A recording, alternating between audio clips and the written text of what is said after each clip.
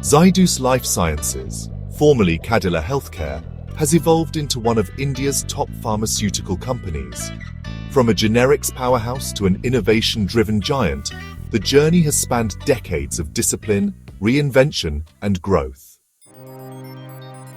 From 2015 to 2024, Zydus delivered consistent revenue and profit growth, eliminated long-term debt, and ramped up its innovation play. Its strategy focuses on high-value areas like biosimilars, NCEs, and MedTech, making it a strong long-term compounder. Zydus operates across regulated and emerging markets. Its business segments include US generics, Indian formulations, consumer wellness, APIs, and a fast-expanding innovation pipeline. India and US together contribute over 85% of revenues. Revenue grew from 9,500 crore rupees in FY15 to 18,700 crore rupees in FY24. PAT surged from 1,360 crore rupees to 2,800 crore rupees. EBITDA margins rose steadily to 27.5%, and return on capital employed improved to 21%. From a net debt of approximately 3,000 crore rupees in fiscal year 15, Zydus turned net cash positive by fiscal year 24. Gross debt now stands at just 150 crore rupees. CRISIL reaffirmed a AAA rating, indicating peak financial stability. Zydus consistently reinvests around 7% of its revenue into research and development. With 483 ANDAs filed and 415 approved, the company's innovation pipeline includes biosimilars, orphan drugs, new chemical entities like saroglitazar, and global MedTech forays. India ranks third globally in pharmaceutical volume, while the United States remains highly competitive. Zydus balances these with strategic expansion, robust compliance, and brand strength in wellness segments like Nycil and Everearth. This 2,200 crore-plus segment includes strong legacy brands. Zydus leads in 6 of 7 categories and is scaling up via e-commerce and modern retail channels. Margins here support overall cash generation. Top risks include US FDA compliance issues, price erosion in US generics, exposure to US revenues, which is around 46%, and litigation risks such as the DOJ antitrust probe. Working capital cycles also remain extended. Inventory days remain around 105.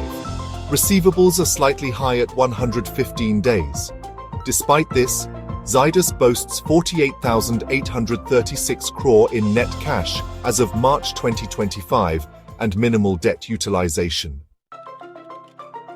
Operating cash flow in fiscal year 24 crossed 4,500 crore rupees. Capital expenditures and acquisitions, like Amplitude Surgical, are internally funded. Free cash flows have been consistently positive, even through volatile years. The US formulation share rose from 30% to 46%, while India remained stable, and consumer wellness grew to 12%. APIs have been deprioritized. Innovation-led growth is now central to Zydus's strategy. Gross margins now touch 68%, and scander expenses have reduced to 18% of sales. Asset turnover improved to 1.4 times. Zydus's capacity utilization exceeds 75% across key sites. Zydus is entering orthopedics through its 2,300 crore acquisition of France-based Amplitude Surgical. This opens a path into a $670 billion global medtech market by 2029. Dr. Sharvil Patel, PhD, leads the company with a strong global R&D focus. Promoter holding is approximately 74.9%, with zero pledging. The board includes 50% independent directors. Zydus has faced past FDA letters but resolved major issues like Mariah in 2022.